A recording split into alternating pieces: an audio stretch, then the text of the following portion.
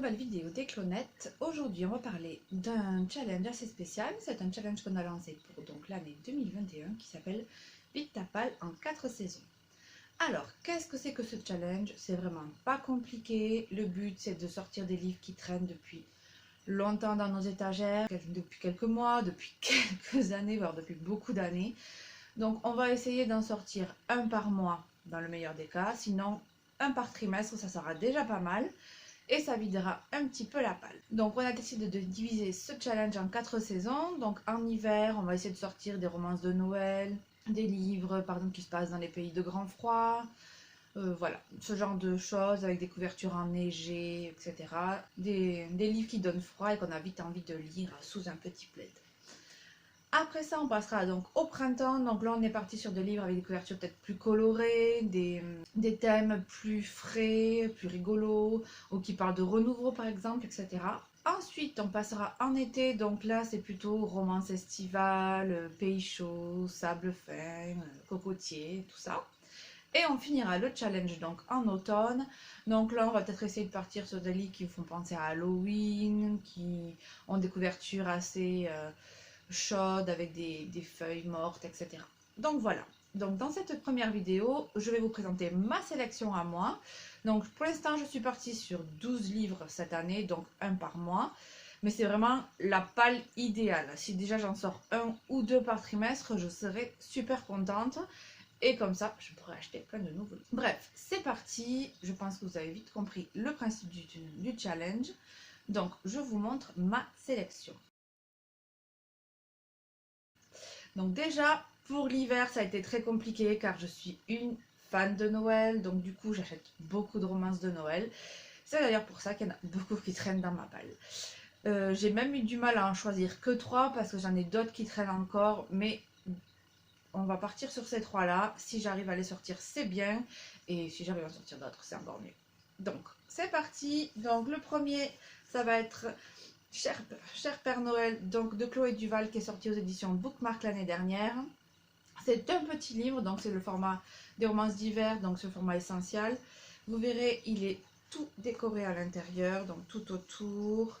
Il y a même des petites comme ça aux entêtes de chapitres. Donc rien qu'à le regarder déjà, on se sent dans l'ambiance.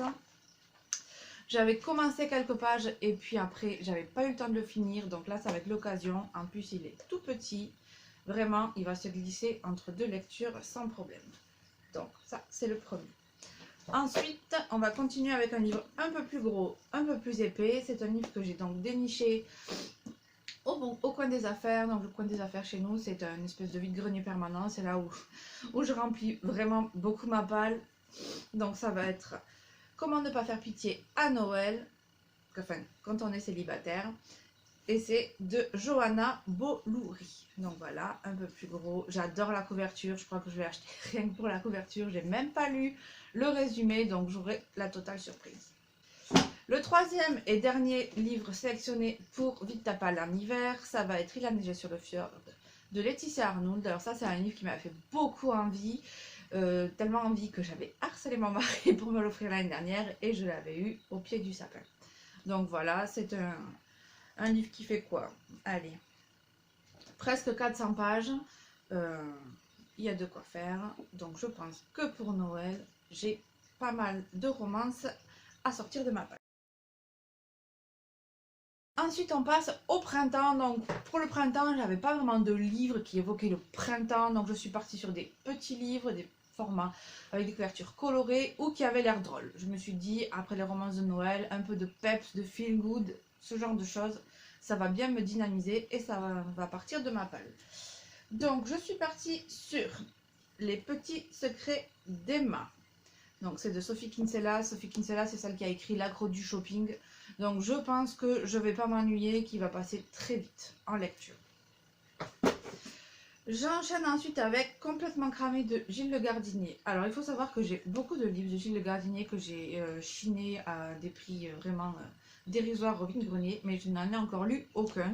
Donc je me dis que c'est l'occasion d'en tester un. Donc j'ai pris un qui a la couverture verte parce que le vert ça m'évoquait le printemps et qu'en plus à la lecture du résumé j'ai eu l'impression que c'était une histoire de renouveau puisqu'on nous dit que Là, c'est de tout. Andrew Blake quitte l'Angleterre et se fait embaucher comme majordome en France. Donc, du coup, il commence une nouvelle vie. Confronté à des surprenantes personnalités, sa patronne, Odile, la cuisinière Manon, encore Philippe, le régisseur, lui qui croyait en avoir fini avec l'existence, va être obligé de tout recommencer. Donc, je me suis dit que ça collait parfaitement avec ce que je cherchais pour ce challenge. Pour le dernier livre, là, ça a été très facile puisqu'il y a le mot printemps dans le titre et que c'est un livre qui me faisait vraiment très envie parce que sa couverture est juste superbe. Donc la fée, la pie et le printemps. Donc là, on est plutôt dans de la fantasy. J'en ai entendu beaucoup parler, je l'ai vu beaucoup passer, notamment au niveau du Plib l'année dernière. Donc c'est vraiment un livre qui me tente beaucoup et j'espère pouvoir sortir les 3 pour pouvoir l'achever. C'est vrai qu'il est quand même assez conséquent, il fait 400 pages, mais c'est un petit format, donc on devrait s'en sortir facilement. On va plutôt passer sur des romances dans les pays chauds.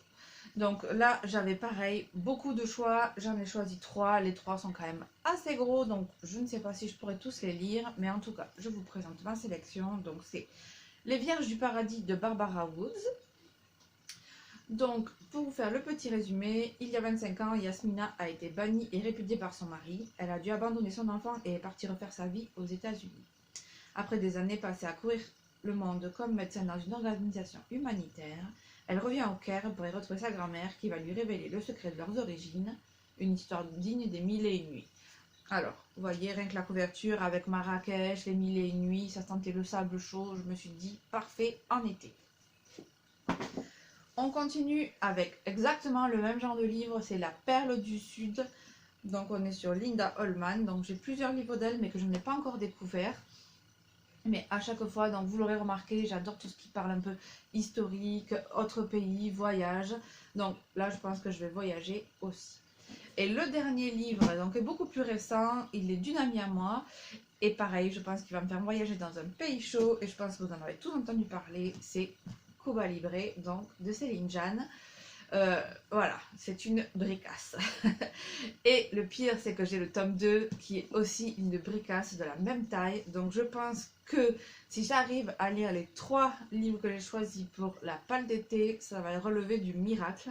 Mais si j'y arrive et que je suis vraiment embarquée dans l'histoire, je pense que je ne vais pas tarder à sortir le tome 2 de la palle aussi. Donc voilà. Après toutes ces romances dans les pays chauds, on va repartir en automne. Et pour ce faire, j'ai choisi Loba de Myrtille Basta, donc c'est pareil, c'est une amie à moi. Ça se passe cette fois-ci en Argentine, donc on reste dans le thème du voyage. Et vraiment, celui-là, je l'ai choisi, j'avais plus trop d'idées pour la palle d'automne. Et parce qu'en lisant les petites premières pages, j'ai vu que c'est dans ce genre de mois à peu près, le voyage. Donc c'est l'histoire d'une jeune journaliste qui va partir en Argentine pour un documentaire étudiant. Et qui va s'intéresser donc au loup-garou argentin. Je pense que loup-garou, voyage en septembre, ça quand même, ça collait dans l'automne. Je continue avec le monstrologue, donc c'est de l'auteur Rick Yancey, c'est celui qui a écrit La 5e vague. Là, c'est rien que la couverture, ça faisait très Halloween, très monstre, etc. Donc je me suis dit qu'en octobre, ça passerait bien à la période de Samhain. Et le dernier, bah alors là c'est pareil, c'est le titre qui m'a fait le mettre dans la palle, c'est Prophétie d'automne de Sarah M. Carr, c'est pareil. Je l'avais acheté il y a longtemps à Livre Paris parce que j'adore tout ce qui est rapport avec l'Écosse. Je sais pas si vous voyez d'ailleurs, je l'avais commencé, voilà, mais j'avais jamais eu le temps de le finir parce que je commence beaucoup de livres et j'ai pas le temps de tous les finir. Donc c'est l'occasion de m'y replonger et de boucler cette lecture. Donc voilà, j'espère que ce challenge vous donne envie, vous aussi, de vider votre palle, de sortir les vieux livres et que vous allez participer avec nous. Ce qu'on fera, c'est qu'on fera un point tous les premiers dimanches du mois pour savoir où on en est, qu'est-ce qu'on a lu, si on n'a pas lu. Voilà, on essayera de faire un petit point, il y aura un petit article sur le blog car moi, je vous fais des petites vidéos, mais Mélodie, ma clonette, vous fera sûrement des points écrits ou en podcast, puisque vous savez que elle, c'est la voix douce et moi, c'est la vidéo du Sud. Donc voilà, nous vous invitons à tous venir nous rejoindre, donc soit sur la page Facebook, sur notre compte Insta, sur notre blog, pour nous dire si vous participez et surtout pour nous partager votre propre sélection de livres pour ce challenge.